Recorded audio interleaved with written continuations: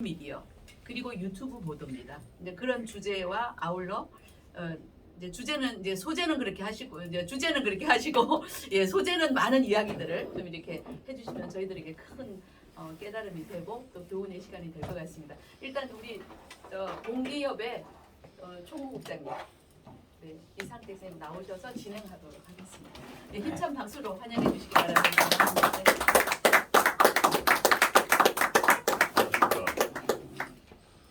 여기에 모이신 분들이 대부분 비슷한 것 같은데 각자 생업에 열심을 내고 바쁘다가 정말 정치하고는 별로 이렇게 관심 없이 살았는데 야 이거 나라가 이상하게 흘러간다. 정말 공산화가 되고 있는 거 아니냐? 우리가 목숨보다 더 소중하게 생각해서 많은 사람이 목숨을 바쳤던 그 자유 이것이 없어지고 있구나.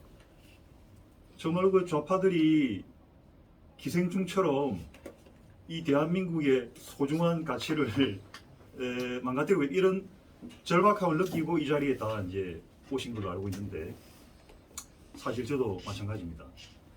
그리고 저희들이 리박스쿨이라는 이 용광로에서 만들어준 기자학교 1기와 2기를 마치고 3기에 접어드는 첫날인데요. 그 결실로 공정언론 실천 시민기자협의회가 오늘 출범하게 되었습니다. 그래서 역사적인 날 통과 의례로 출범식을 거행하도록 하겠습니다. 첫 순서로 국민들의 국기에 대한 경례가 있겠습니다. 모두 자리에서 잠깐만 일어나서 국기를 향해 주시기 바랍니다.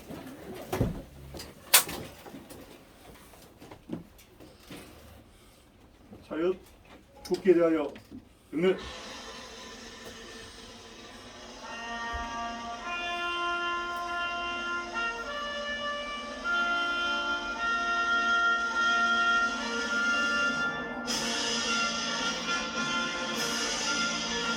나는 자랑스러운 태극기야. 자유롭고 정의로운 대한민국의 무궁한 영광을 위하여 충성을 다할 것을 굳게 펴집니다.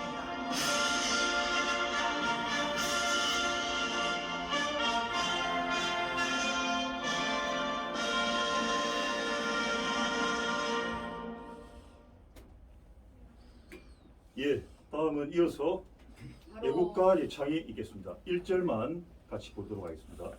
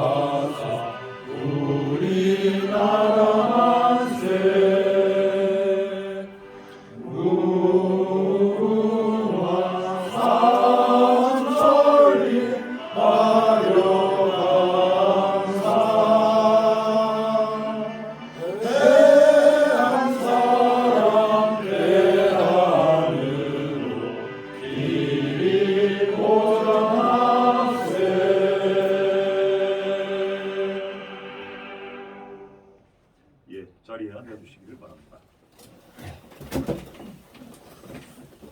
다음 순서는 공정언론실천시민기자협의회 대표를 맡으신 강휘중 박사님께서 개회사를 해주시고 그 다음에 임원 소개도 해주시겠습니다.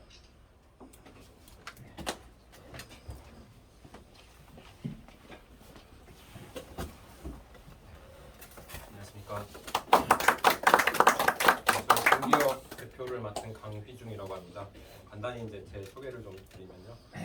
저는 딱 1년 전쯤 이곳 리박스쿨에서 4.15 총선을 대비한 선거학교에서 공부를 했었고요. 그걸 계기로 해서 4.15 총선에도 이제 광주 북구에 이제 출마를 하게 됐습니다. 당시로서는 제대로 된 보수 정당이 없다라는 생각도 있었고 또 기독자유통일당의 여러 비례대표들을 밀어주고자 하는 마음에서 이분들의 이제 추천을 받아서 제가 운동을 했었고요. 운동이 끝난 후에도 아직 뭐 제가 역사나 이런 사상 이런 공부를 더 해야겠다는 생각이 들어서 지난 1년 동안 공부를 하면서 이렇게 지내다가 작년 이제 11월부터 이 시민 기자 교실에 멤버로서 공부를 하게 됐습니다. 그래서 여기 지금 계시는 1기, 2기 어떻게 보면 이제 저랑 같이 배운 이제 동문분들이신데요. 이분들하고 함께 이 공정 언론 실천 시민 기자 협의회를 결성하게 됐습니다. 이 공정이라는 말이요, 진짜 어떻게 보면은 너무나 당연한 건데 공의롭고 정의로운 이런 사회를 위해서 사회가 만들어지려면은 법이 제대로 서야 되고 그 가치가 모든 사람들이 다 따를 수 있고 따르지 않는 사람들에 대해서는 어떤 처벌을 가하고 이런 게 너무나도 당연한 사회인데 이미 그 공정이라는 말이 유명무실하게 됐습니다. 그래서 이 공정이라는 것을 다시 우리가 일으키기 위해서 여기서 이제 공부하신 우리 시민 기자단 분들이 이렇게 협의회를 만들게 됐고요.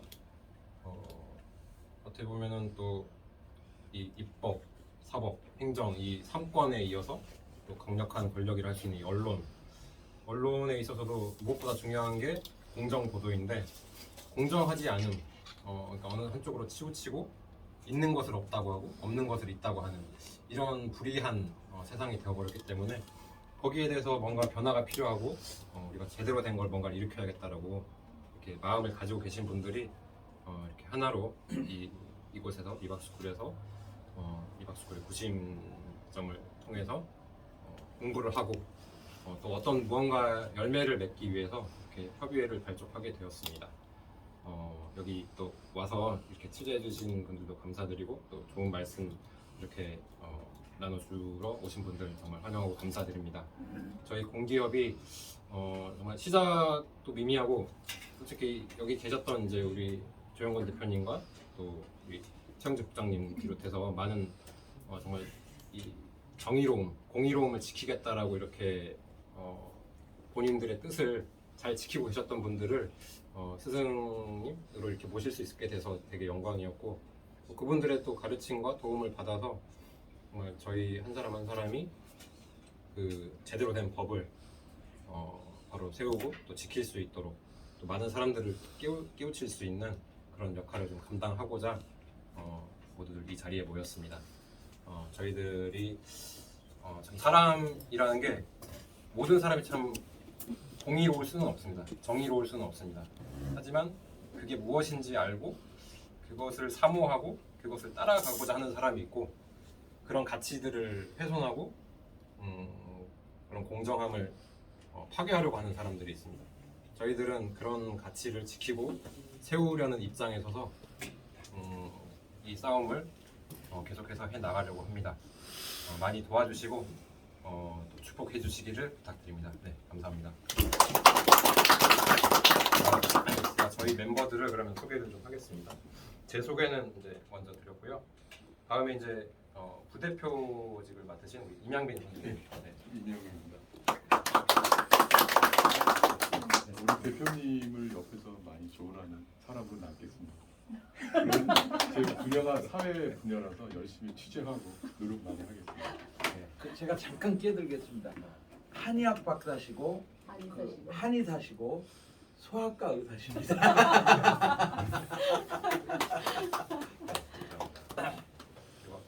네, 아까 사회를 맡아주신 총무국장 이상택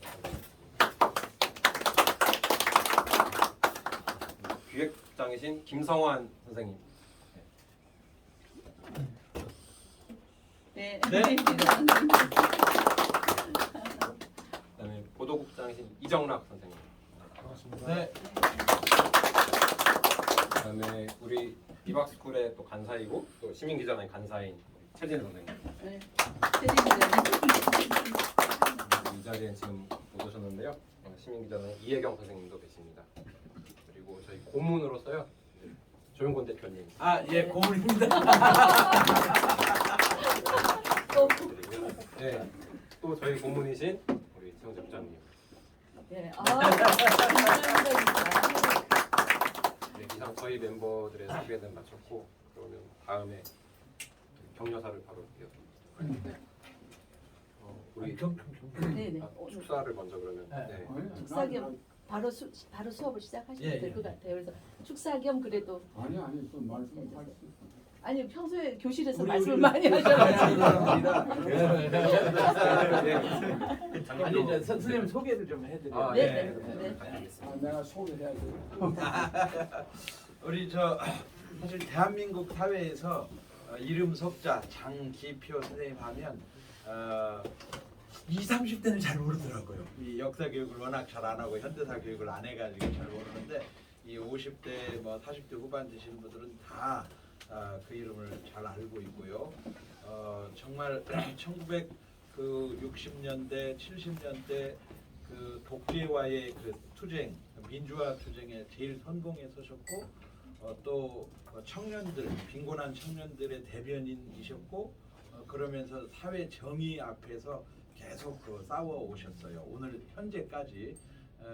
그리고 지금 최근에 매주 수요일마다 이 엄중한 그 코로나로 철통같이 못하게 하는데도 불구하고 경복궁역 6번 출구에서 매주 수요일마다 집회를 하면서 유튜브 중계를 통해서 계속 문재인 정부의 실정을 국민들한테 알리고 있고 왜 싸워야 되는지 설득하고 계시는 중에 우리 리박스쿨에 한번 이렇게 모시게 되는 영광을 갖게 되었습니다.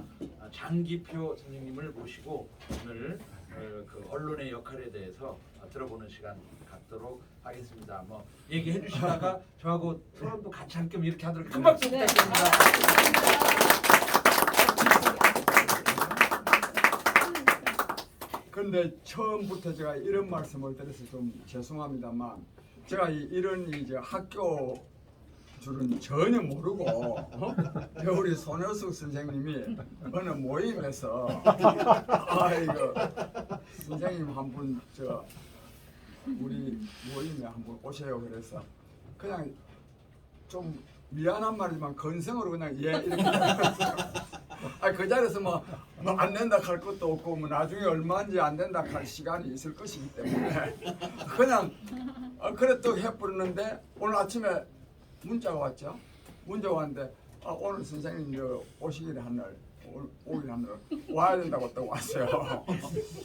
그래서 내가 사실은 근데 그래도 온 거는 그 리박스쿨 회원분들이 말씀을 나누는 것 같아서 그러면 또 뭐 나도 같이 끼어가지고 세상 돌아가는 얘기 좀 해도 안 되겠나 하는 것도 괜찮다.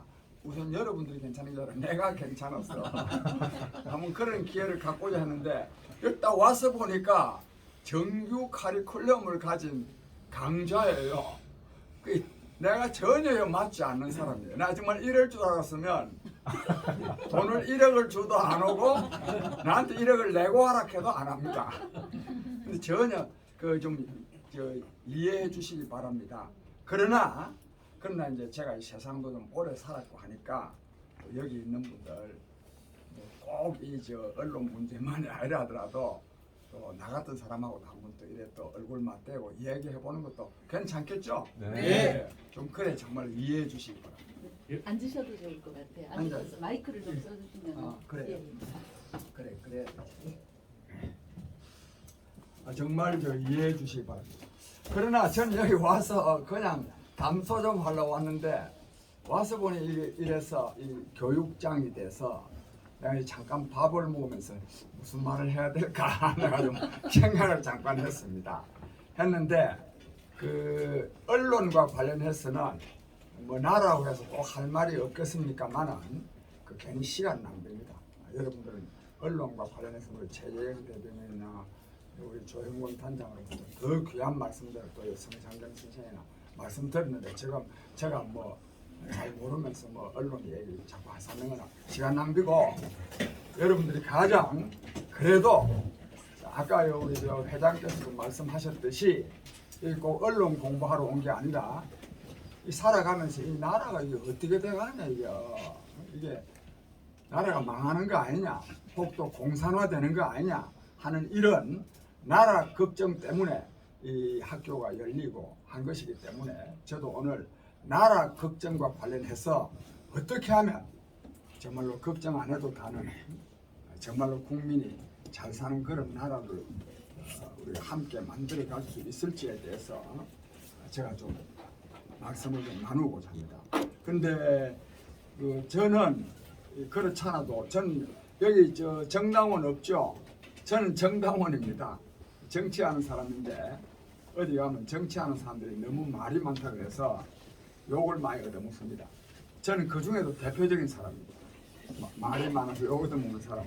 그래서 오늘은 제 생각을 너무 많이 말씀드리기 부담도 여기 정말 귀한 분들이니까 여러분들의 말씀을 좀 많이 듣도록 하겠습니다.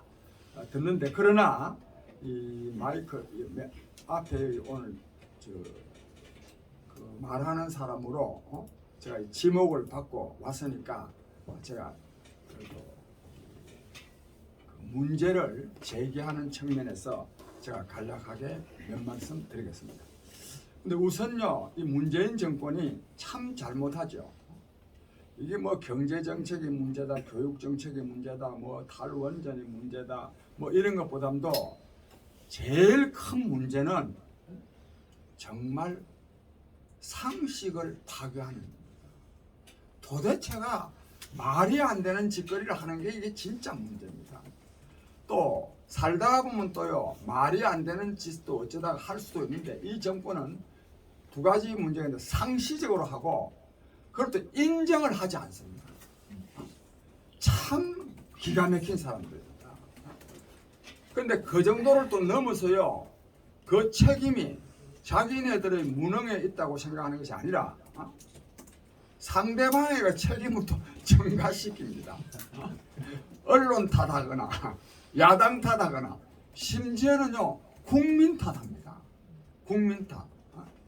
참 정말 살다가 정말 이런 일을 처음 보는 정도입니다. 정말로 이 문재인 대통령이 대통령 취임사에서 한 번도 경험해보지 못한 나라를 만들어 그랬는데 이게 뭐 한 번이 아니고 요즘 연속입니다. 연속 경험해보지 못한 나라를 우리가 경험하고 있습니다. 참 기가 막힌 나라입니다. 그런데 왜 근데 이렇게 하는데 근본적으로는 저 사람들이 양식이 없고 양심이 없고 정말로 이 부도덕한 사람들이긴 하지만 그러나 나름대로는 그렇게 하는 이유가 있습니다. 그 이유를 제가 좀 말씀드리면서 이처럼 나라를 거들내고 있는데도 불구하고 왜 이런 정권을 끝내지 못하는지에 대한 저 나름대로의 그 이유를 좀 말씀드리고자 합니다. 이 사람들은요 여러 가지 상식이 안 맞는 짓을 하지만은 자기들 나름대로는 다음 두 가지 사상에 기초하고 있다는 것이 제 생각입니다. 하나는 뭐냐면 사회주의입니다. 이 시대착오적인 사이비 진보 이념이 되어버린 이 사회주의에 상당히 근거하고 있습니다. 상당히. 이거는 근데 근거하고 있다는 게 혹시 여기 계신 분들은 이야 그 자식들 나쁜 놈들이 아이가 말도 되지도 안 한다. 너무 그렇게만 생각하시면 안 됩니다. 사회주의에 근거하는 대로는요 나름대로의 정당성을 자기네들은 부여하고 있습니다. 또 부여할 만한 이유가 있습니다. 사회주의의 중요 가치는 뭐냐 하면 하나는 평등입니다. 다른 하나는 없는 사람, 빈곤층을 위한 겁니다. 노동자, 농민이라든지. 근데 이것은 이거에 대해서 상당히 자기네들은요 이거 정당성을 인정하고 있는 거예요. 평등해야 되는 거 아니냐? 없는 사람 위해야 되는 거 아니냐? 왜 우리가 부자들을 위해야 되느냐? 이런 나름대로의 정당성을 부여하고 있다는 것을 우리가 인식해야 합니다. 근데 이것이 이제 요 오해를 없이 하기 위해서 이것이요 지금부터 한 50년 이상 전에는 이거가 옳았습니다. 별로 틀리지 않았어요. 그러나 지금은 이것이 저의 독특한 역사의식인데 지금은 평등을 내세우는 것이 빈곤층을 위한다는 것이 평등도 아니고 빈곤층도 위하지 못하는 시대에 와 있습니다. 이것을 저들은 모릅니다. 이게 문제예요. 저들은 아직도 평등해야 되는 거 아이가? 빈곤층 노동자 농민을 위해야 되는 거 아니가 껍데기지만은 이게 옳다고 상당히 생각하고 있습니다. 그래서 이 사람들의 정책은 거기에 기초하고 있습니다. 근데 나는 내 주장은 뭐냐면 옛날에는 그 주장이 틀리지 않았지만 지금은 평등을 내세우면 평등이 안 이루어진다. 빈곤층을 위한다고 하면 빈곤층을 위한 정책을 강구하면 빈곤층이 오히려 더 어려워집니다. 예를 들자면 딴 예도 있지만은 고교 평균화도 이해가 되지만 시간 관계상 최저임금 인상 있죠. 최저임금 인상 얼핏 생각하면 최저임금 노동자들의 임금을 올려주는 거 이거 저소득층 빈곤층을 위한 것 같죠. 근데 이게 결과적으로는 빈곤층을 위한 것이 아니라 오히려 저임금 노동자들을 더욱더 실직 상태로 만들고 더 어렵게 만들었어요. 이것이 우리의 일방적인 주장이 아니라 통계청 자료에 의해서도 아주 확인이 됐습니다. 그때 문재인 대통령이 뭐라고 말했나 하면 통계청 자료에 의해서 확인이 됐는데도 불구하고 문재인 대통령이 그때 뭐라고 말했나 하면 국민이 아직도 문재인 정부의 경제정책이 옳음을 체감하지 못해서 그렇다. 체감하려고 하면 시간 좀 걸리잖아요. 그래 하는 겁니다. 요컨대 저 사람들이니까 나름대로는 평등해야 된다. 빈곤층을 위해 된다는 나름대로의 그런 정당성을 부여하고 있습니다. 그러나 이거는 틀렸다는 것이 제 판단입니다. 이걸 뭐 자세하게 설명하고 다른 하나는요, 이 친북 그 정책입니다. 이것도요 아주 말도 되지 않는 짓이지만은 자기들 나름대로는요 그럴 만한 이유를 갖고 있습니다. 이걸 우리가 알아야 됩니다. 그냥 저 왜 저러지? 저 뭐 공산주의라서 그러냐? 뭐 이렇게 말하는데 그런 거죠. 그럼 왜 그러냐? 이것도 그러니까 지금부터 한 3, 40년 전에는 뭐 그렇게 생각할 만한 이유가 전혀 없지는 않았어요. 나는 그때도 그렇게 생각 안 한 사람입니다만은 즉 북한이 또 북한 정권이 남한이나 남한 정권보다도 더 정통성이 있다, 더 국민을 인민을 위한 거다라고 생각할 만한 약간의 근거들이 있었습니다. 나름대로. 근데 지금은 그것만 해도 완전히 근데 그거는 왜 그러느냐?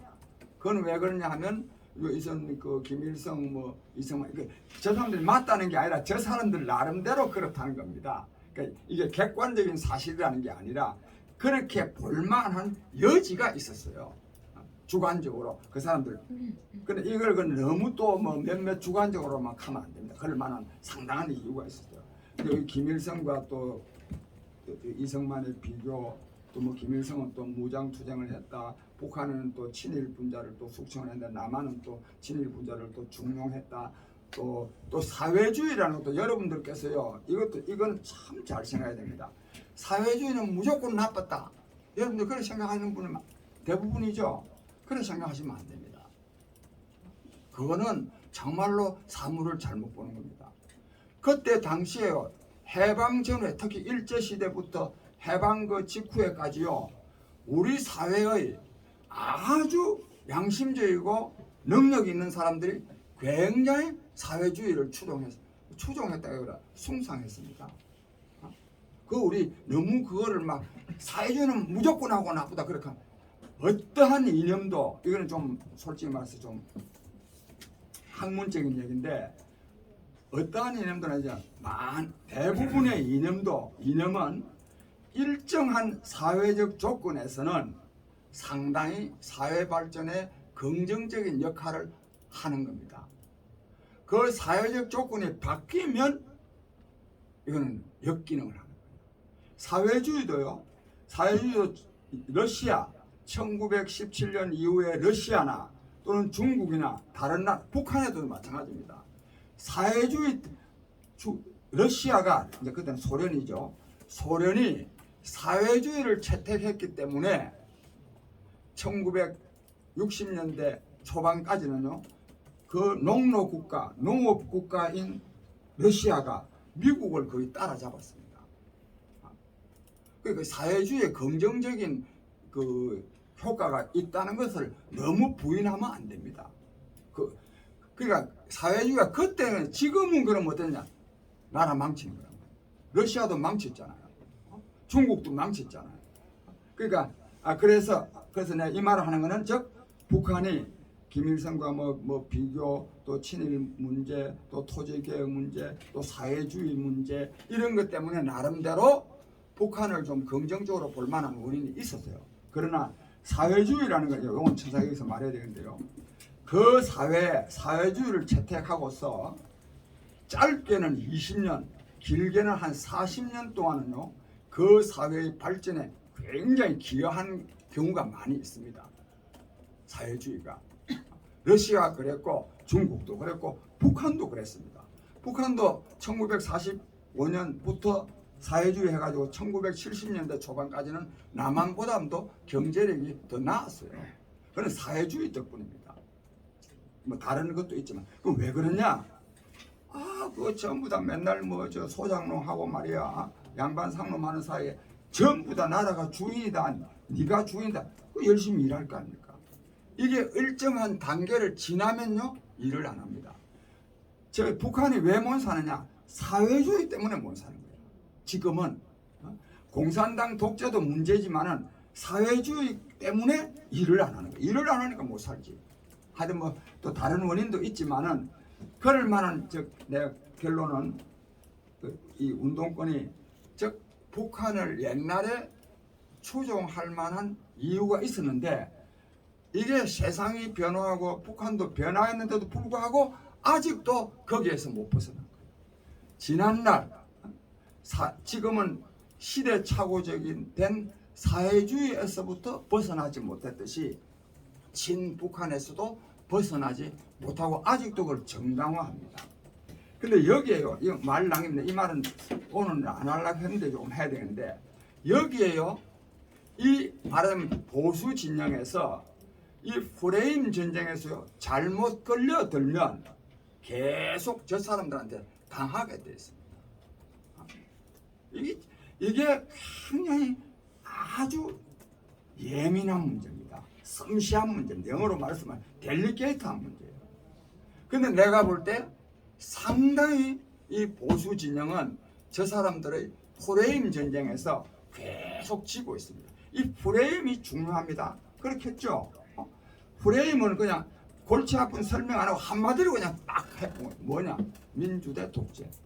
저는 민주 세력은 독재야. 얘는 친일이고 얘는 반일이야. 얘는 평화 세력, 얘는 전쟁을 좋아하는 사람들이야. 이렇게 이 프레임에서 저쪽에 굉장히 특히 젊은이들에게 유리할 수 있는 그런 프레임을 계속 만들어냅니다. 정말 지혜롭지 않으면 이기가 어렵다 하는 말씀을 드리고 이 부분은 나중에 좀 말씀 나눌 기회가 있겠기 때문에 하여튼 저 사람들이 저 정권이 자기네들은 왜 저렇게 좀 잘못하고 있냐? 시대착오적인 사회주의, 시대착오적인 주체사상 여기에 저 사람들이 얽매여 있기 때문에 이 나라를 지금 망하게 하고 앉아 있는 거예요. 거들내고 하고 있는 거예요. 그런데 저 사람들은 거들내는 줄도 몰라. 그리고 보수 진영은 저걸 효율적으로 공격을 잘 못해. 나는 이런 말씀 하나 드립니다. 그 다음에 그래서 이 정권이 왜 저렇게나 경제 정책도 엉망이고 뭐 북한 핵 문제도 엉망이고 뭐 교육도 저는 이 평준화하면 안 된다고 보거든요. 이 평준화하는 거는요 나라도 망치지만 개인도 망치는 겁니다.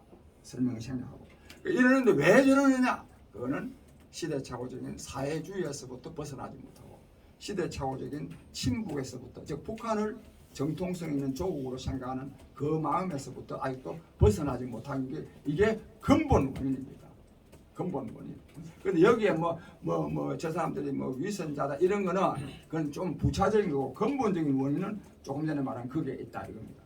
그런데 이처럼 시대착오적인 사회주의, 시대착오적인 정부로 말미암아서 우리 국민들을 이렇게 경제적으로 경제를 파탄내고 있고 안보를 실종시키고 있고 교육을 붕괴시키고 있고 외교를 고립시키고 있고 그리고 국민을 갈기갈기 찢어놔서 결국은 나라를 망하게 하고 있는데도 이게 지금 하루 이틀이 아니고 벌써 문재인 들어서서도 4년이나 됐는데 왜 저것을 끝장내지 못하고 있느냐 이게.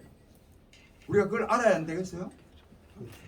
저는 그 끝장내지 못하는 원인이 저는 세 가지라고 보는데 이 세 가지 중에 하나라도 잘하면 끝장낼 수 있습니다.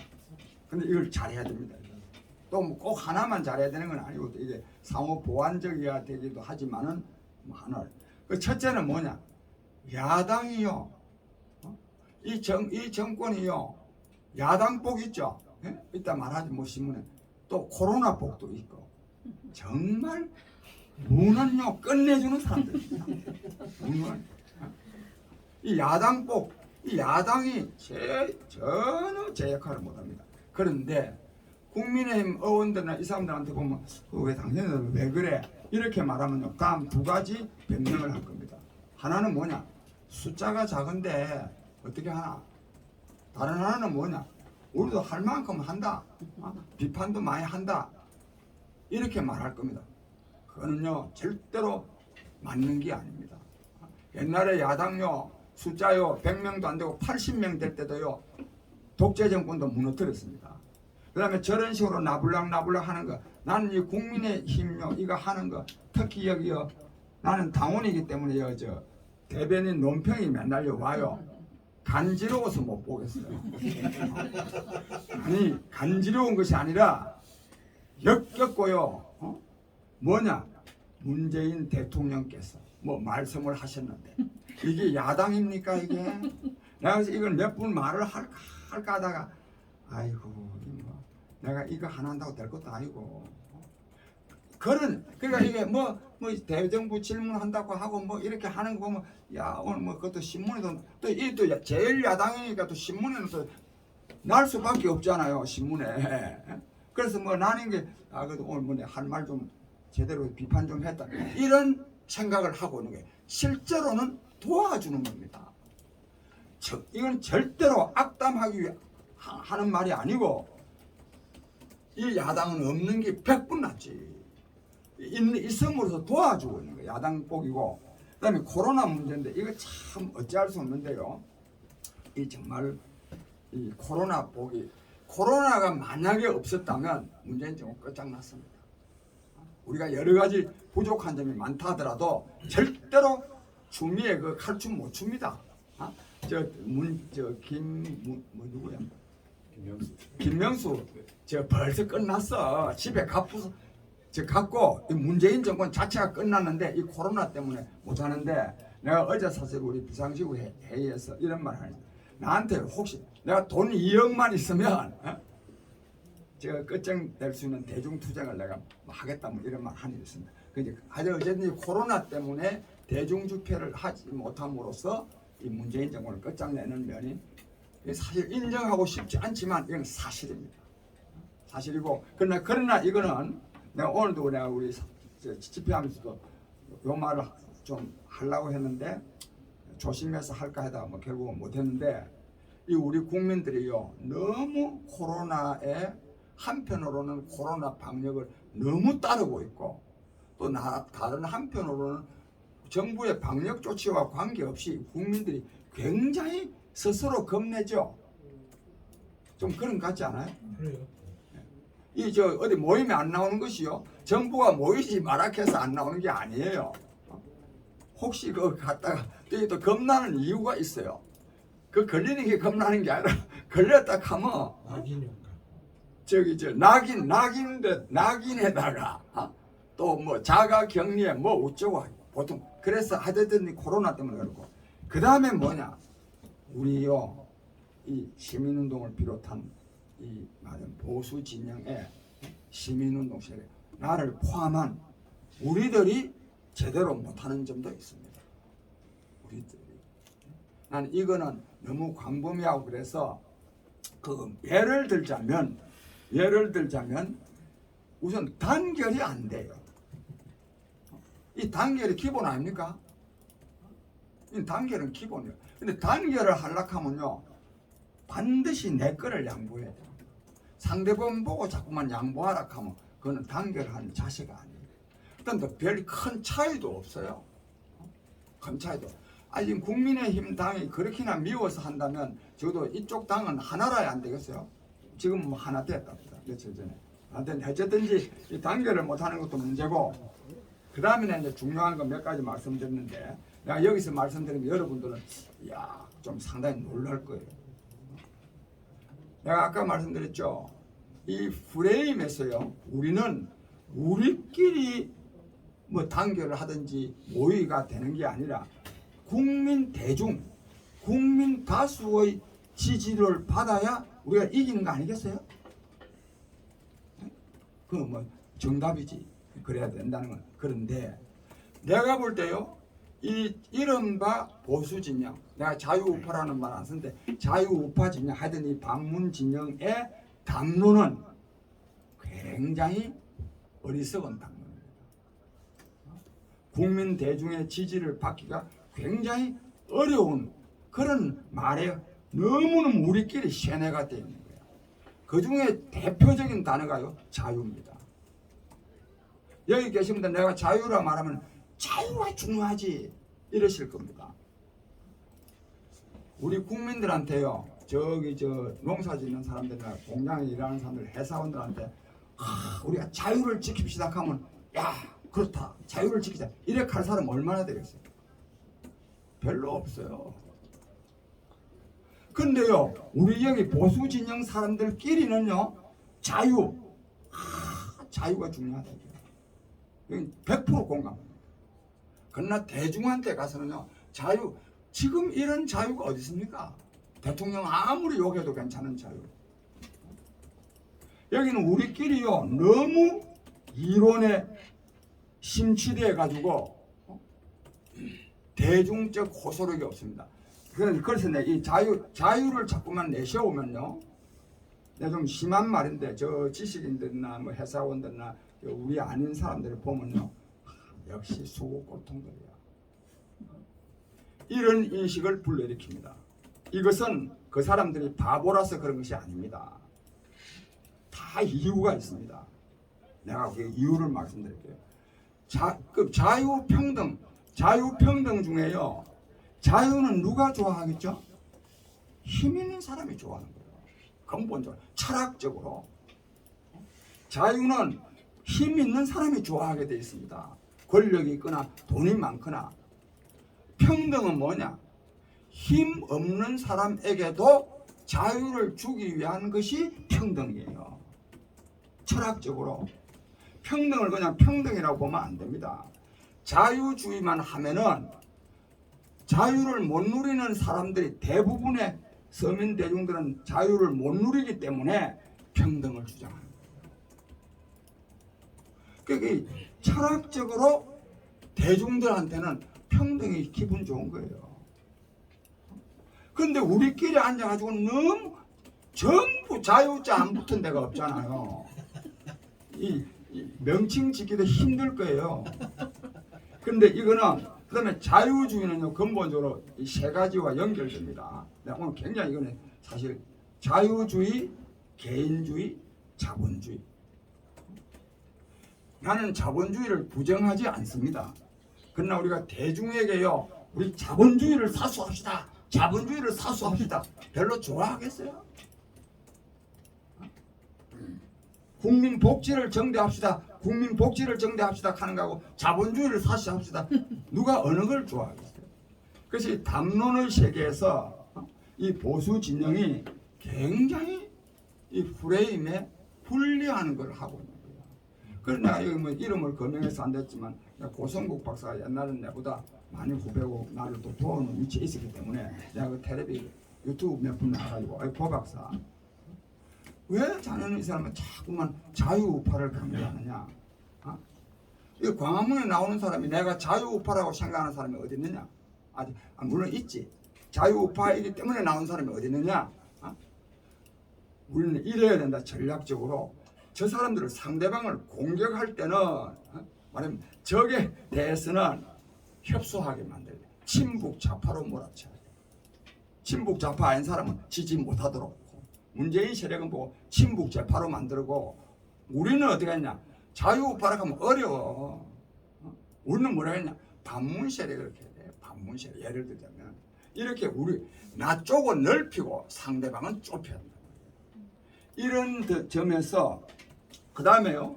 이 문재인 정부 또 요것도 저 엉망으로 도대체요. 이 대북한 정책은 보면 정말 웃기는 짬뽕 아닙니까 이거. 그런데 저 사람들은 뭐냐? 하도 뭐 북한하고 잘 지내야 되지 그럼 뭐 북한 꼭 뭐 전쟁을 하자는 거냐? 이렇게 말하면 이게 상당히 먹히러 들어가는 게 현실입니다. 현실. 그러니까 이런 점에 기초해서 우리가 보수 진영에서요, 이 프레임 전쟁에서 그 다음에 또 하나 내가 이게 너무 예민한 문제가 돼서 여기도 사실 리박스쿨 아닙니까? 내가요 이승만 박사는요 국가적으로도 그렇지만 개인적인 능력으로서요 탁월한 분입니다. 굉장히 아주 IQ가 뭐 한 200쯤 되는지 능력이 굉장히 뛰어난 겁니다. 여러 측면에서 뭐 미국 가서 박사학위 미국 박사로서 옛날이라고서 그냥 박사 주는 데가 아닙니다. 그게 프린스턴 대학에서 아무나 박사 주겠어요? 이분은요 외국에 한번 나가보기도 안 하고요 교도소 안에서요 영어 사전을 만들었죠. 교도소 안에서 능력이 굉장히 출중한 분입니다. 그러나 자꾸만요. 그런데 저 사람들이 너무 자꾸만 폄하를 할 때 말도 되지 않은 소리다 이렇게 공박할 필요는 있지만 자꾸만요 이승만 너무 많이 내세우거든. 이것도 꼭 좋은 건 아닙니다. 내가 더 이상 하여튼 이처럼 이렇게 자꾸 하면 되냐 민주대 독재 프레임, 친일대 반일 프레임, 또 통일대 분단 프레임, 평화대 전쟁 프레임 이런 프레임에 굉장히 걸려들기가 쉽습니다. 자 끝으로 내가 말이 길어서 복지의 문제입니다. 복지의 문제. 이 복지에 대해서요, 이 또 이른바 보수 진영에서는요, 굉장히 복지를 포퓰리즘이라 해가지고 퍼주기라 해가지고 반대하잖아요. 이것이요 중대 문제입니다. 아까 자유보담도 시대가요 복지의 시대입니다. 문재인 정권만 그런 게 아닙니다. 복지를 하지 않으면요 부자도 살기 어려운 시대예요. 시대가. 그 다음에 요즘 저 코로나 재난지원금도요 우리나라가 제일 지금 적게 주고 있는 편입니다. 서울, 미국, 일본 우리보다 훨씬 더 많이 주고 있고 예산도 우리나라 국가 예산보다도 더 많은 예산을 미국은 주고 있습니다. 그 다음에 독일이나 이런 데요 손해액의요 50% 내지 심지어 100% 주는 데도 있습니다. 손해액의. 그런데 그렇고 그래서 그러니까 그렇다고 해서 그러면은 문재인 정권의 복지 정책이 잘하는 거냐? 전혀 잘하지 않습니다. 이게 나라 망칠 정책이라고. 문재인 정권의 복지 정책은 복지도 제대로 안 되고 국가 재정만 파탄내고 복지도 제대로 안 되고 국가 재정만 파탄내는 정책을 하고 복지의 대원칙에도 맞지 않는 짓을 합니다. 복지의 대원칙이 뭐냐? 노동자한테요, 근로자한테 돈 주는 거 있지 않습니까? 이런 복지는 하면 안 됩니다. 이거. 근데 이 사람들은 주로 자기네들한테 정권 유지에 도움되는 여론 주도층한테 돈을 내줘요. 그러니까 우리가 이런 것을 비판은 해야 되지만 근본적으로 복지를 자꾸만 이걸 잘못된 것으로 하면 이거는 100점 100패입니다. 이번에 지난번 4.15 총선회 때 여러분들 이거 들으셨죠? 저 재난지원금 100만 원이 엄청나게 표를 움직였다고. 실제로 표를 움직였습니다. 노인네들한테. 노인네들 생전에 수입도 없는데 아무 일도 안 하는데 100만 원 떡 준다? 이거 엄청난 거지. 그리고 돈은요, 사람들은 뭐 돈은 받고 표는 딴 데 찍으라 하는데 그래 안 됩니다. 돈은 받아먹으면 찍게 돼 있어요. 그래서 지난번에도 이제 끝으로 지난번에도 우리는 어땠냐? 저 사람들은 문재인 정부는 100만 원 주다 하는데 그때 당시에 미래통합당은요 저는 이 코로나 끝날 때까지 매월 50만 원씩 주자 그랬어요. 이게 더 합리적입니다. 매월 50만 원씩 주는 게 더 이익이잖아요. 그런데 국민들이 뭐라고 생각하냐? 저 사람들은 맨날 복지하자 하면은 발목 잡는 사람들이 논리로 바꾸는 거예요. 그 저쪽만 찍어보는 거예요. 그래서 이처럼 내가 자유라든지 복지라든지 이런 문제에 대해서 우리가 나는 이게 옳다는 게 아니에요. 저 사람들이 하는 게 옳지는 않지만 우리가 그 프레임에 걸려들으면 안 된다. 저는 그런 생각합니다. 저 말씀은 제가 오늘 발제하는 차원에서 여기까지 말씀드리고 그다음 여러분들과 토론하겠습니다. 마이크 잡고 계시고요. 박수 한번 보내주세요. 사실 어찌 보면 우리가 그 소화할 수도 있는 얘기고 어찌 보면 좀 이런 류의 얘기를 안 들었던 사람들도 많이 있을 겁니다. 사회주의를 비판한 건지 분명히 비판하셨죠. 그런데 그 시대적 그 역할이 있었다라고 하는 부분에서 이런 이야기를 우리가 안 들었을 수도 있고요. 또 자유와 평등의 얘기도 아주 명쾌하게 해주셨는데 사실 저는 들으면서 그렇지 자유와 평등의 그에서 자유에서 우리가 지금 경제적 부분의 자유도를 치자면 사실 없는 사람들 입장에서는 재난지원금을 주자고 하는 게 경제적 자유도를 높여주는 거거든요. 지금 내가 수중에 돈이 더 들어와야 경제적 자유도가 올라가는 거거든요. 그러면 복지가 경제적 자유도를 올려주는 거거든요. 없는 사람들한테는. 근데 우리가 지금 복지를 무조건 나쁘다고 해왔던 어떤 그 관성적으로 그렇게 해왔던 거에 대한 문제점까지 포괄적으로 사실 제가 시간을 재보니까 딱 40분 정도 시간에 이 어마어마한 분야의 이야기를 축약해서 짝짝짝짝 이렇게 얘기를 해주셔서 아 역시 우리 장규표 선생님이시구나 하는 생각을 제가 들었어요. 그러나 여러분들께서 이제 생소한 얘기 내지는 지금까지 광장에서 듣지 못했던 얘기 내지는 이런 것들이 있을 거라고 생각해서 질문을 좀 해주시면 또 답변도 해주시고 그런 시간을 잠깐 가져보면 어떨까 싶은 생각이 듭니다. 괜찮으시겠습니까? 네, 그래. 예. 누가 질문을 그래. 좀 예. 그래 해야 돼. 왜 그러냐? 예. 내가 저 도발을 해놨기 때문에.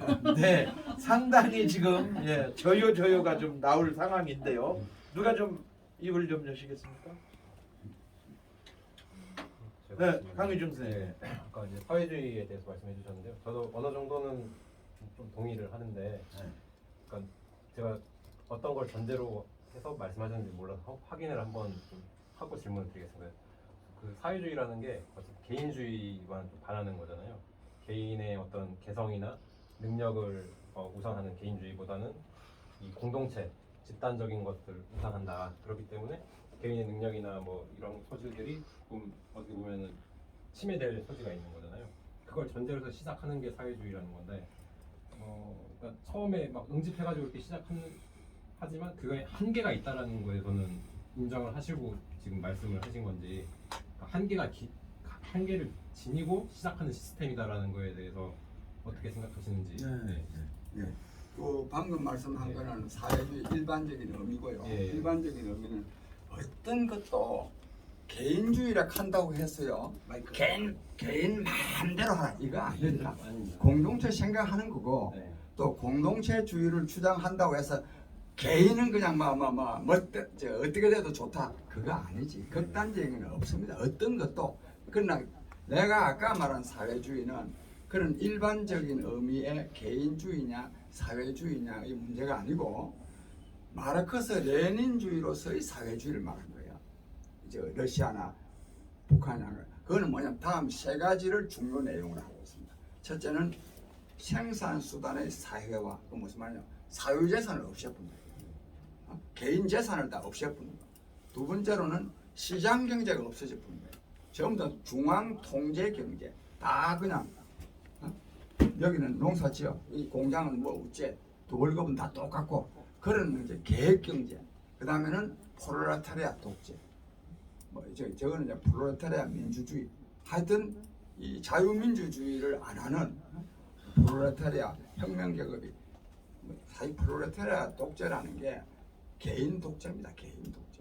한 그런 거를 중요 내용 사유재산 없애고 시장경제 안 하고 독재하는 거 이것이 ML주의인데 이것조차도 일정한 기간 동안에는 그 사회의 발전에 상당히 기여해온 것이 사실입니다. 그게 한계가 있다라는 태생적 한계를 가지고 있느냐. 태생적인 나는 그래서 나 같은 경우가 좀 예외인데 나는 처음부터 나는 마르크스 레닌주의에 빠져본 일이 없는 사람이에요. 나는 북한에는 더더욱 나는 빠진 일이 없는 사람이에요. 왜 그러냐? 나는 그때부터가 아무리 뭐 잘 살아도 자유가 없다.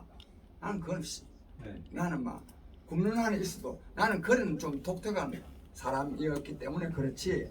하여튼 내가 아까 말한 대로 그 세 가지 사유재산 없애는 거, 시장경제 안 하는 거, 계획경제, 그다음에 프롤레타리아 독재 이거를 해가지고 사회의 발전에 상당히 기여했습니다. 사회 발달이라는 게 어떤 측면에서 됐나요? 경제적으로도 그렇고 그 사람들 교육이라든지 네, 그러니까 그게 한계가 있잖아요. 한계가 있지. 일단 발전. 그 한계가 뭐냐 하면 어느 정도요 생활 수준이 올라가기 전에는 굶는 것보다는 낫거든. 그러니까 따라가는 거야. 근데 어느 정도 생활이 좀 되게 되면 그때는 이제 자유를 찾게 되는 거야. 먹을 것만 준다고 뭐 시킨 대로 해. 그래는 못 하겠다. 그래서 이 사회주의가 절대로 오래 못 갑니다. 아까 말한 사유재산 없애고 뭐 하는 거가 오래 못 가고 한 40년쯤 되면 일을 안 한 거예요 우선. 그래서 러시아가요 소련이 60년대까지는 발달했지만은 80년대 들어와가지고요 먹을 것이 없어가지고 완전히 그냥 빵 살라고 하여튼 빵집 앞에서 장사진을 쳤지 않습니까? 중국도요 먹을 게 없고요. 북한도 먹을 게 없었어요. 그러니까 일정한 기간까지는 사회 발전에 기여하지만 그 단계를 넘어버리면은 사회주의는 하면 나라 망합니다. 또 다른 선생님 질문. 네, 지금 선생님 말씀하신 내용이 전체가 다 역사적으로 증명이 되고 있습니다. 자, 러시아가 그 소련이 그것을 깨닫고 또 중국이 깨닫고서 시장을 개방시켰습니다. 그래서 지금 중국이나 러시아나 세계 진짜 강대국이 됐잖아요. 경제적으로. 그전에는 무기 같은 거 만드는 데만 몰두하다가 시장 경제를 개방시키지 않은 나라는 지금까지 사회주의 공산주의 다 못 살고 있습니다. 그런데 그렇게 거기까지 한계라는 걸 깨달은 중국과 소련은 지금 대국이 돼버린 거예요. 예, 저는 그래서 선생님 말씀이 100% 맞다고 생각하고 저도 그렇게 생각합니다. 그리고 질문은요? 네? 질문. 아니 질문이 아니고 그 이제 제가 이제 좋아요. 보충 설명을 말씀드리는 것이고 예. 또한 지금 문재인 이 역대 대통령 중에 문재인은 어느 누가 아까 선생님이 말씀하셨지만 어느 누구보다도 진짜 독특한 스타일이잖아요. 그러잖아요. 그리고 그 사람들이 지금 견해가 하는 것이 옳다고 판단하는 거예요. 자기네들이 잘못한다고 생각을 하지 않는 거예요.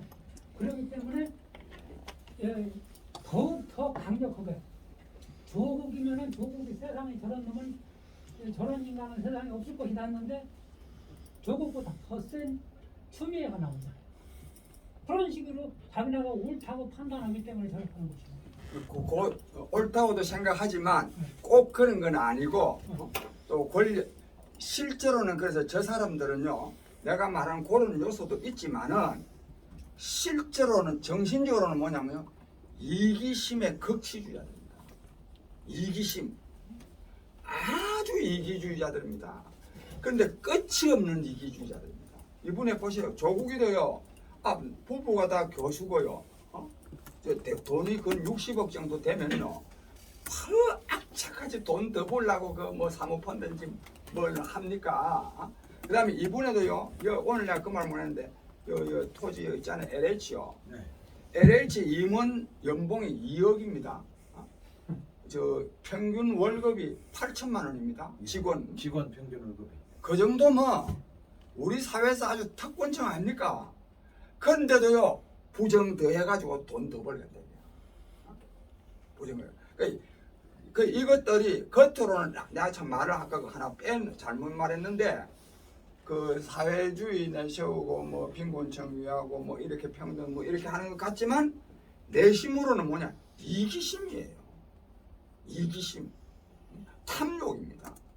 탐욕. 저는 이거 정말 내가 너무 저들 아까 좀 미화한 측면이 있는데 굉장히 그거를 내세워서 프레임상 정당화하면서 탐욕에 가득 찼거든요. 근데 이거는 이 정권 담당자들만 그런 게 아닙니다. 소위 진보 지식인들이 전부 그렇습니다. 소위 진보 지식인들. 예를 들면 한겨레 신문 가면 그 진보 지식인들 총 집합시야. 아니 좀 이따 전화할게요. 그 한겨레 신문이요. 그 글 쓰는 놈들요. 내가 어떻게 이런 글을 쓴 일 있어. 언론에 글을 쓰면서 조국 사건에 대해서 언급하지 않는 놈들은 칼럼을 쓸 자격이 없는 놈들이에요. 한겨레 신문에 글 쓴 놈들 칼럼니스트들 중에요. 조국 사태 언급한 놈이 별로 없습니다. 굉장히 비겁한 거예요. 그래서 탐욕이야 탐욕. 그게 아주 근본적으로 요거를 내세우고 진보를 내세워서 개인적인 이기심을 충족시키고 있는 자들이 저들이에요. 지금 제가 안동대일 조승열 기자인데요.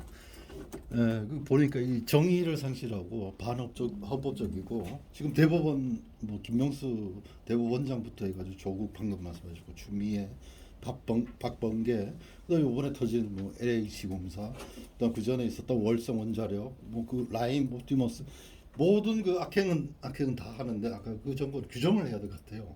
사기꾼, 사기 이런 거 아닙니까? 그리고 여기에 대해서 많은 그 분들이 시위를 하려고 하는데 코로나 때문에 막혀 있단 말이죠.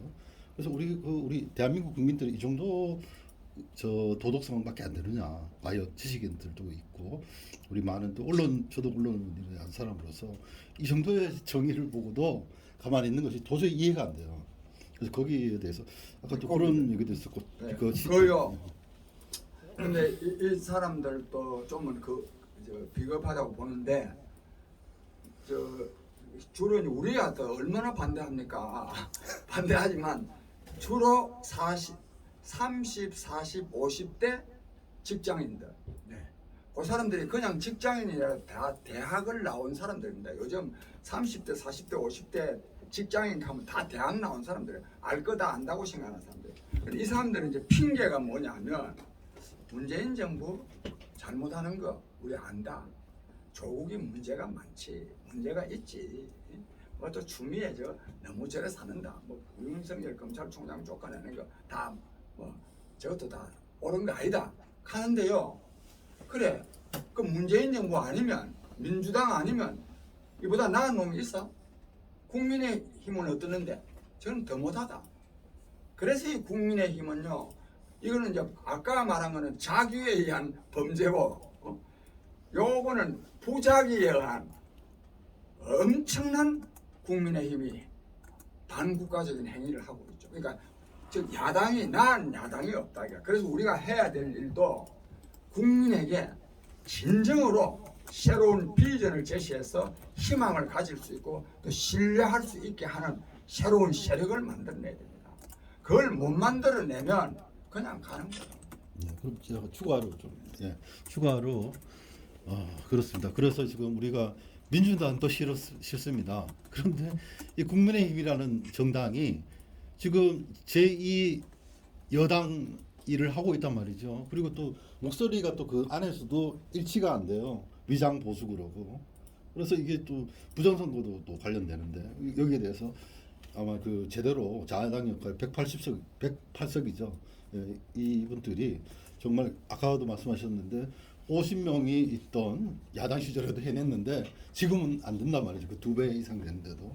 그래서 진짜 정말 그 이번에 우리 국민들이 갈망하는 세대 교체도 이루어지고 요즘 새로운 그 시대 아닙니까? 그러니까 아날로그 시대에서 디지털로 부정선거도 저는 그렇게 생각합니다. 그래서 이해 포기 디지털 문명이 만들어낸 이 선거다.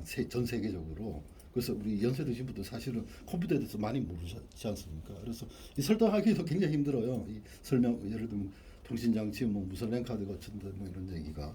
그래서 이게 벌써 이제 시대에 뒤처졌고 지금 현 그 정치는 그래서 정말 이들이 촛불혁명이라 그랬는데 정말 국민혁명으로 바람직한 오히려 더 좋은 기회가 되지 않았는가 새로운 정치 세력을 만들어내고 거기에 대해서 좀 어떻게 했으면 좋겠습니다. 근데 그거는요 두 가지인데 하나는 그 일반 대중들이요 저 사람 정책이 뭐냐 뭐 이런 거 어떻게 뭐 도덕성이 어떻느냐 뭐 그런 거 어떻게 인물로 표상돼야 되거든요. 한 인물이 나와서 야 저 사람 정말 대통령 하면 나라 잘 되겠다 이런 사람이 하나 나와야 됩니다. 그게 중요한 거야. 그 사람이 또 알고 보면 뭐 문제가 좀 있다 하더라도 그게 하나 있어야 되고 다른 하나는요 젊은이들의 지지를 받아내야 됩니다. 이거 좀 솔직히 쪽팔리고 내같이 나 지금 나이가 77살이에요. 이건 뭐 젊은이들 계산하니까 별로 유쾌하지 못할 수 있지만 젊은이들의 지지를 받아내야 됩니다. 그럴 수 있는 감론, 뭐 비전, 구호 뭐 이런 거예요. 그래서 오늘 우리가 LH 사건하고도요 우리 조단장도 이 LH 이런 이 부동산 땅 투기 때문에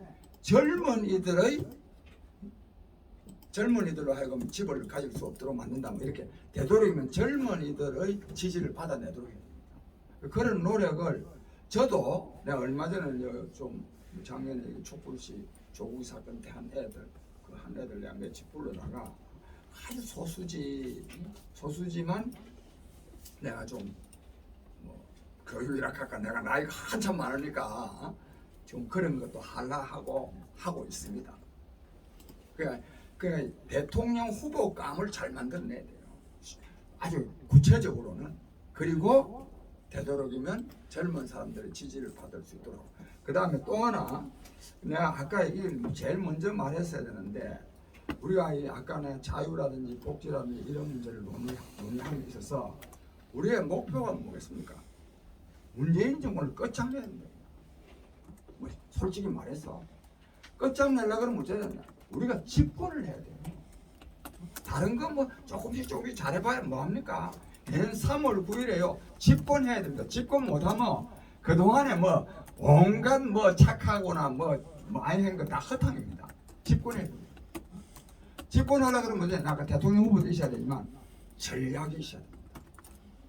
그러니까 우리가 전략은 뭐냐? 지형지물에 따라서 대중의 공감, 지지를 받을 수 있는 걸 해야 됩니다. 그렇죠. 대중의 지지를. 그냥 무엇이 옳으냐 가지고만 우리끼리 따져가 되는 게 아니에요. 대중이 뭘 지지하겠느냐 이걸 굉장히 저는 고려해야 된다고 생각합니다. 특히 아까 자유라든지 복지라든지 뭐 평등이라든지 하는 이런 문제. 근데 여기서요 한 예로 고교 평준화 있잖아요. 이 고교 평준화가 아주 나쁜 겁니다. 그 설명을 생략하고. 근데 이거요 고교 평준화를 학부형들 전에 그 원주에서 여론조사를 한번 일이 있어요. 오래되면 한 15년이나 뭐 20년 여론조사를 하니까요 고교 평준화 정말 찬성하는 거예요. 학부형들이. 그래서 나는 이 고교 평준화 굉장히 반대하는 사람이거든요. 하여튼 그런 점에서 하여튼 이 전략적 고려가 굉장히 있어야 돼요. 그 다음에 대선 후보감이 있어야 되는데 이와 관련해서 혹시 여기 있는 분들 중에 어떻게 하면 좋겠어요? 한번 물어봅시다. 저는 좀 그 다른 쪽으로 좀 질문 하나 해보고 싶은데 지금 선생님이 말씀하신 거를 쭉 들어봤어요. 선생님 워낙 유명하니까 많이 들었는데 오늘 이렇게 들어본 내용들을 이렇게 보면은 제가 그 질문을 반대하는 뭐 몰라가지고 질문한다는 것보다는 반대 의견을 많이 좀 이제 그 하고 싶어요. 예. 그런데 지금 시간 너무 한번 제약됐으니까 그러다 이제 못하는데. 지금 이제 한 가지 말씀드리면 저 선생님은 그 지금 국힘당이 지금 저쪽도 안 돼 있고 뭐 해가지고 뭐 좀 그러는데 근데 제가 이 SNS 활동을 하면서 한 가지 그 느낀 게 뭐냐면은 사람들이 문재인 정권에 대해서 비판을 엄청 많이 해요. 그런데 문재인 정권을 저렇게 만든 그 당사자가 누구냐? 그게 국힘당이거든요. 그러면 그 지지자들이 국힘당에 뭐가 잘못되어 있다는 것 그거를 그 근본을 파악해서 그거를 개혁을 해놓고 그걸 개선한 다음에 선거에 나와야지. 과거의 모든 잘못된 거다 아까 말씀하신 것처럼 역적 폐해를 배치는데 이런 것들 다 그 쌓아두고 뭐 그 국민들한테 뭐 표달라. 그러면 그렇게 표를 이제 받았다. 그럼 그런 식으로 표받는 사람들이 그 정권을 제대로 또 운영할까? 그게 문제가 많거든요. 그래서 저는 그 지지자들이 문재인 정권을 지지하는 그것에 한 반 정도라도 국힘당을 비판하라. 그렇게 해가지고 자체 내에서 뭐가 어떤 계획이 생기해야지. 전혀 그 아무것도 되지 않고 뭐 이혼도 나온다, 나경원 나온다, 황교안 나온다. 그냥 그 종교가 같으니까 지지하자. 이거는요 백날 선거해가지고 백날 이거 아무 생각 없어요. 난 그래가지고 그 지금 다른 분들도 이렇게 말씀하셨는데 그 하는 뭐냐면 뭐 자유민주 그러는데 저는 자유민주보다 더 중요한 게 사람의 그 인류 부패의 가치가 자유민주 그것보다는 어디 정의, 그 진실, 신의 양심이거든요. 이게 기본으로 깔려 있지 않으면은 자유민주가 다 무너져요. 그래서 저는 이렇게 연설을 하는데 가게 되면 자유 민주주의 그러는데 저 다른 데도 아무 소용 없다. 근본이 그게 깔려 있자면 안 된다. 그래서 저는 자유민주 근데 지금 어떤 글을 보나 그러니까 어떤 글을 이렇게 보면은 정의다, 공정도 나왔는데 정의, 공정, 진실, 성의, 양심 이런 내용은 전혀 없어요. 전혀 없고 자유, 민주, 복지 그만둬. 근데 그런 거는 우파가 다 하거든요. 그러니까 이거는 그런 걸로 어떤 핵심 걸 잡을 것이 아니고 저는 아까 말씀드렸던 그런 걸로 잡을 수 없겠냐 하는 그런 걸로 내가 하나 말씀드립니다. 네, 그 옳은 말씀인데요. 네. 혹시 다른 분들은 국민의힘 지금 잘못하는 거는 문재인 정권인데 국민의힘 자꾸만 또 욕하면은 아니 근데 국민의힘에 대해서 단 1%도 한 색 없어요. 그러니까 그다음에 국민의힘에 대해서 구체적으로 비판하고 내가 SNS에서 많이 있습니다. SNS에서 활동하는데 너무 없어요. 예, 너무 좋습니다. 없어요. 국민의힘 비판한 SNS로 제가 당장 초대해 드릴게요. 제가요 그냥 국짐닭 얼마나 난리를 내는지 아주 제가 당장 초대해 드릴게요. 제가요 우리 선생님 말씀을 들으면서 굉장히 중요한 힌트를 하나 줬어요. 공정 정의를 너가 공정 정의를 내세우지 않냐? 이게 공정이고 정의냐라고 하는 것이 왜 자유민주주의 안 하느냐 하는 것보다도 훨씬 더 효율적이겠다는 생각이 드네요. 그렇네요. 예, 맞아요. 문재인을 공격할 때, 예. 야, 니들이 지금 공정하자고 그렇게 주장해놓고 이게 공정이냐? 이렇게 땅 쪽에 한 게 공정이냐? 조국 딸이 공정이냐? 역으로 이렇게 물어보는 게 중요하겠다. 아주 저도 공감하는 거예요. 그런데 참고로, 근데 자유민주주의를 주장하는 요게 그러니까 우리들 대중적으로 아니고 네. 정치권 사회에서는요. 자유민주주의를 부정하는 놈들이라고 얼마든지 공격할 만합니다. 그 틀린 게 아니에요. 저것들이 진짜 국가주의예요. 국가주의를 하면서 사회주의 비슷하게 하지 않아요. 저 완전히 그냥 사회주의도 못난 사회주의 하고 있잖아요. 북한 정권 따라다니는 놈들. 그러나 대중적으로는 우리 정치권 사회에서 보면 자유민주주의에 위배되는 일을 하고 있습니다. 그게 공격이 되는데 그것이 대중적으로는 이것들이 자유민주주의를 거부하고 국가주의로 나가고 있다 한다고 또는 전체주의로 나가고 있다 한다고 별로 설득력이 있겠느냐 이 말입니다. 그런 점에서는 공정이나 정의나 이런 거를 내세우는 것이 훨씬 더 좋겠다 싶네요. 그래. 자, 그러면 이제 우리 편의장님 질문 한 번만 더 받고. 시간이 없으면 뭐 아니요, 우리 회장 말씀하시죠. 저는 아까 아주 좋은 말씀을 해주셔서 대단히 감사합니다. 지금 이제 저는 우리 시민 단체들이 지금 기성세들이 잘못하고 있다고 봅니다. 첫째, 젊은이들을 키울 생각을 아무도 하는 사람이 없어요. 누가 어디 한 분은 젊은 세대를 갖다가서는 그래가지고 연사를 세워본 적 있습니까? 한번 여쭤보겠습니다. 없어요. 그래놓고 인물이 없다는 거예요. 키우지도 않고. 지금 현재 우리 사회에서 어떻게 해야 돼서 이걸 목표를 분명히 정해야 돼. 그러면 예를 들어서 문정권을 갖다가서는 무너뜨리려면은 새로운 우리 정권을 잡으려면 목표를 정해야 돼. 시민단체에서 정해서 그럼 이렇게 하려고는 우리가 어떻게 해야 되겠다. 뭘 어떻게 해야 되겠다. 그럼 지금 기성세대로 가야 되겠느냐. 그럼 불가능한 새로운 힘을 내보자. 그렇게 해서 젊은이들 여러 사람이 이제 젊은이들 똑똑한 질 많아요 좀. 예. 그런데 그런 거는 하나도 말하는 사람 내가 집회에서 몇 번 나갔지만은 전부 다 권위주의만 생기는 거야. 자기가 좀 패권 다 잡아야 되겠다 이거지. 한 가지 예를 내가 드리겠어. 여기 이거 뭐 가합니다만 조은진 당을 뭐라 그러나 이게. 우리 공화당이죠. 단 한 사람도 그 젊은이를 갖다가 내어쓰는 적이 단 한 번도 저 보지 못했습니다. 또 이쪽에 다 마찬가지예요 지금 이제 비롯하는 것도. 그리고 또 한 가지는 정치권에서는 마찬가지예요. 홍준표가 이게 처음에 당 대표를 했을 때 자기 약속인 게 있어요. 내가 그래서 홍준표를 좋아하다가 홍준표 지난번 나왔을 때 나 따라다녔어요. 그 선거 운동을 갖다가 무척 많이 했어. 내가 그렇게 나는 정치에 대해서 모르는 사람입니다. 네. 그런데 홍준표 좋아가지고 막 연설하는 것마다 따라다녔어요. 네. 예. 하고 질문. 예. 예. 네. 그래 뭐냐면 그러면 앞으로 아니 곧 홍준표에 대해 조금 더 이야기하고 내가 말씀드릴게요. 왜냐면 이 양반이 자기가 분명히 당대표 할 때 50% 정민을 갖다가 기용하겠다고 했어. 나중에 6.13 선거 때 어떻게 했습니까? 자기 패거들만 전부 다 공천 주고 젊은이들은 단 한 사람도 공천 안 줬습니다. 한 명 줬어요. 그걸 놓고 인물이 없다는 거야. 어? 키우지도 않고. 이것이 우리 기성세대의 다시 한번 생각해 볼 일입니다.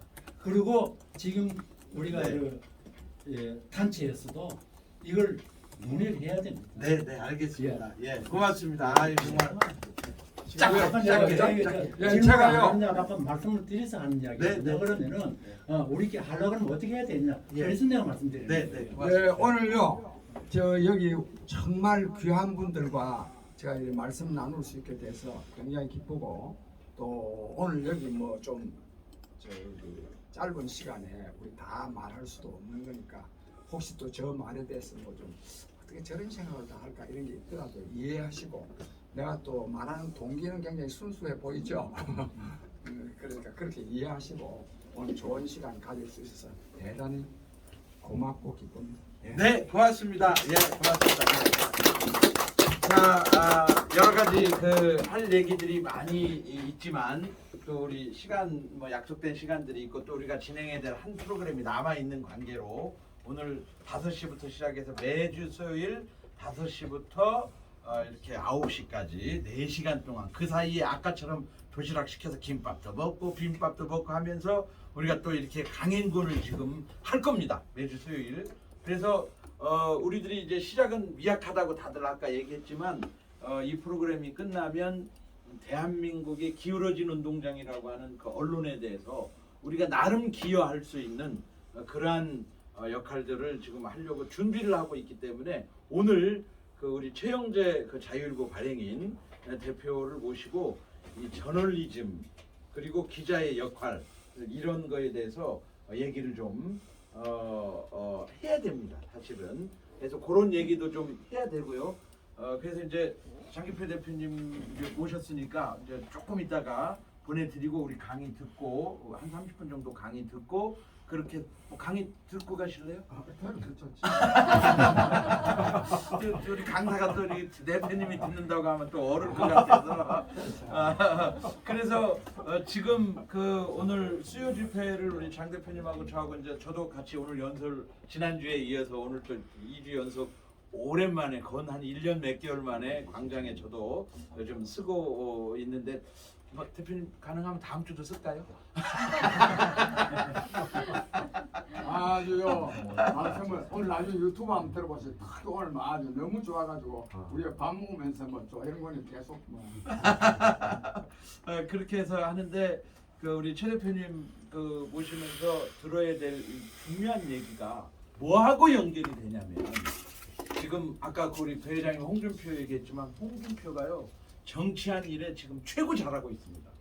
이재명이를 얼마나 박살내고 있는지 연애도 무상으로 하는 분이니 그 한마디가 그냥 이재명에 대한 모든 평가와 앞으로의 진로를 다 결정 지어버렸어요.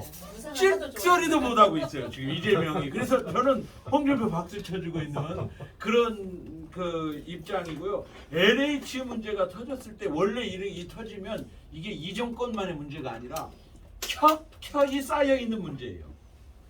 그리고 우리나라만의 문제가 아니라 어디든지 있는 문제예요. 그러면 이번 기회에 털자 하고 가면 어찌 보면 이 정부가 또 인기를 얻을 수 있는 그런 기회인데 이거를 변창은 숨겨주고 지휘 행정관 숨겨주고 수석 몇 숨겨주려고 그 치부를 안 드러내려고 통째로 구렁텅이에 빠지는 거예요. 통째로. 그러니까 이 통째로 구렁텅이에 빠지면 어떻게 되냐면 우리가 아주 유리한 고지로 갈 수 있는 거예요. 그런데 가만히 있으면 안 되고 저들이 실수할 때 선거는 내가 잘해서 이기는 게 아니라 상대방이 못해서 지는 거거든요. 그랬을 때 그 기회를 잡았을 때 우리가 어떻게 광장에 모여야 될 건지 어떻게 해야 될 건지 이 프로그램이 있어야 되거든요. 그래서 그런 전략들을 제가 오늘 대표님하고 사실은 오전에도 만나고 아까도 만나고 지금 막 통화하고 하면서 이 프로그램 짜고 있어요. 프로그램 짜고 있는데 우리 언론이 중요해요. 여러분들이 너무너무 중요해요. 어떤 사명감을 가지고 일을 해야 되는지 우리 최 대표님 언론에 내가 미안한데 1분만 광고 네, 좀 광고 1분만 저 그래서요 우리 LH 이 투기가 이 정권의 이 잘못된 부동산 정책을 굉장히 대중적으로 심볼라이즈 하고 있기 때문에 이거 규탄 투쟁을요 우리 조행곤 단장이 기발한 아이디어로 매일 아침 9시부터 저녁 7시까지 광화문역 경복궁역 6번 출구에서 국민 필리버스터를 합니다. 그래서 여기 계신 분들 중에 한 30분간 연설하시고 싶은 분이 있으면 우리 조 단장한테나 저한테 연락을 해주시기 바랍니다. 우리가 지금 저녁에 가서 그거 다 준비해가지고 내일부터 계속 연속적으로 그렇게 할 거니까. 혹시 1번 연설자 정해졌습니까? 네. 1번은 이제 우리 조 단장이. 그럼 내일 아침에 내가 대법원에 좀 가야 돼. 내일 아침에 그리고 내가요 갈게요. 네네네. 아니 여러분들 오늘요 너무 귀한 분들 정말로 여러분들 대단한 분들입니다. 왜냐하면 이런 데 나라 걱정해서 다 살만한 분들이 이런 데 와서 같이 공부도 하고 한다는 거는 진짜 나라 생각하는 극진한 마음이 없이는 일 안 합니다. 그렇죠? 네, 맞습니다. 네, 존경합니다. 네, 선생님 고맙습니다. 고맙습니다. 저희 우리 장수님 모셨는데 사진 하나 찍었으면 좋겠는데. 그럴까요? 네, 기념사진 하나 찍을게요. 이쪽으로 한번 서볼까요? 우리 여기 여사님하고만 찍어요. 아, 예. 여기 오늘 여기 있어서 여기